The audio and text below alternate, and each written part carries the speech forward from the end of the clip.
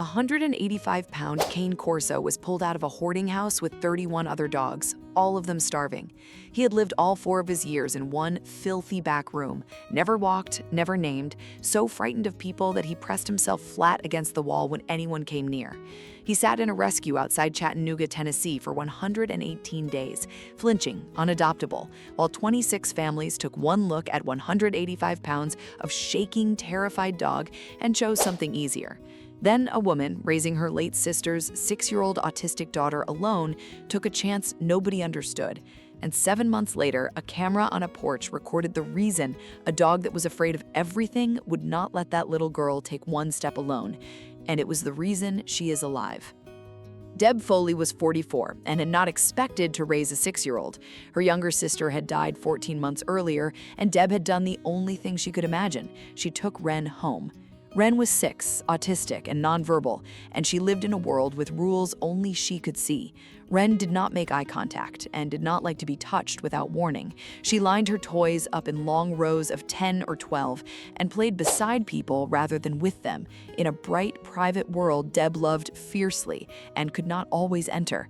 And Wren was a runner. When she was overwhelmed, she bolted, fast and silent, and without any fear of danger. And that single fact kept Deb awake at night more than anything. I still see you haven't subscribed. Onyx was too frightened to let anyone near him, and in a minute you'll see who taught him to trust. Tap subscribe first. She was not looking for a dog. A therapist had mentioned that some autistic children do well with a calm, steady animal, and Deb had gone to the rescue only to ask questions. But a volunteer pointed to a kennel in the back where a massive brindle Cane Corso stood pressed into the corner, shaking. "That one is sweet," she said, "but terrified of everyone. A hoarding case. He doesn't know how to be around people.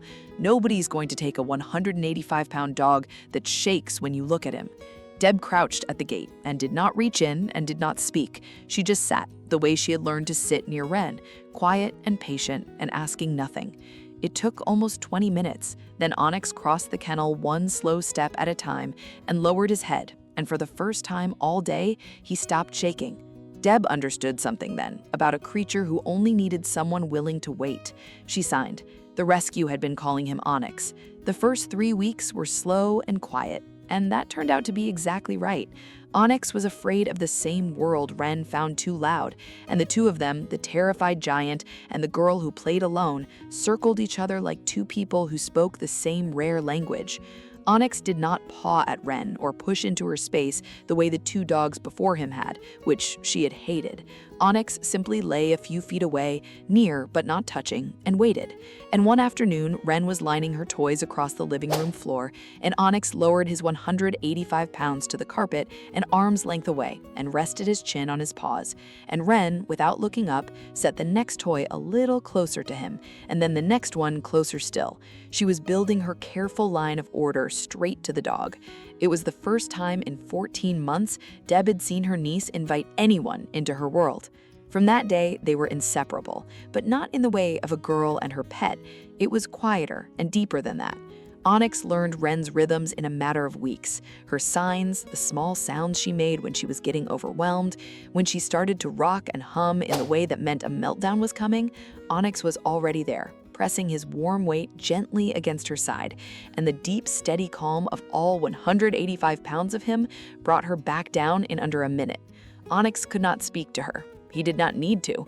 He had found the one person who did not want him to. Deb put a camera on the front porch, the kind that streams to a phone, because Wren was a runner and Deb lived in fear of the front door. She thought it was one more layer of watching. She did not know it was going to save her niece's life.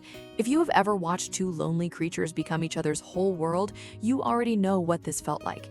The house sat on a quiet street on the edge of Chattanooga, and 2 blocks down, past a low fence and a line of trees, ran a freight rail line that carried long trains through 8 times a day. Deb had child-proofed every lock in the house, but on a warm afternoon in May, a delivery driver came to the door and Deb stepped onto the porch to sign for a package, and the door drifted open behind her, and in the 40 seconds her back was turned, Wren slipped out. By the time Deb turned, Wren was already across the yard and moving toward the street, fast and silent, headed with the terrible focus of an overwhelmed child, straight for the trees, the fence, and the tracks beyond. And a train was coming. Deb could hear the horn. return, and Onyx did the thing that saved her. The porch camera caught all of it. It shows Wren cross the yard at a dead run. It shows Deb half a beat too far behind, her face breaking. And it shows a 185-pound Cane Corso, the dog who had once been too frightened to cross a kennel, launch off that porch like something released. Onyx did not bark. He ran flat out, caught the little girl 10 feet from the curb, and cut across her path, turning his enormous body into a wall between Wren and the street. Wren ran into his side. Onyx did not let her past. She tried to go around him the way she always tried, and Onyx moved with her, a patient, immovable barrier. And when she finally sat down hard in the grass and began to rock, Onyx lay down and pressed against her and held her there, 10 feet from the curb, until Deb reached them and pulled them both into her arms as the 90-car freight train roared through the trees beyond the fence. The same 185-pound Cane Corso that 26 families walked past. The same dog pulled from a hoarding house with 31 others, too frightened of people to cross a room, so broken that a rescue thought he was unadoptable. The same dog that shook when a person looked at him. He was not dangerous, and he was not hopeless. He had spent 4 years afraid of a world that had only ever hurt him. And the first time that world handed him a child who was afraid of it too, he stopped being afraid long enough to stand between her and a freight train. Deb told the story to an autism support group online, and it traveled far past Chattanooga, and the rescue that had nearly given up on Onyx was flooded with families asking about the big, scared, long-stay dogs nobody else would take. 5 dogs that had waited over a year went home the month it spread. Today, Wren is 8. She has a few words now, and the first she ever said out loud at 7 was one word: Onyx. Onyx is 5 now, gray coming into the brindle, still a little shy with strangers, but never, not once, with Wren. He still lies an arm's length away while she builds her long, careful rows of toys, and she still, every single time, builds them straight to him. And every day, a 185-pound Cane Corso still walks beside a little girl who used to play alone, still presses his weight against her when the world gets too loud, and still puts his body between her and every open door.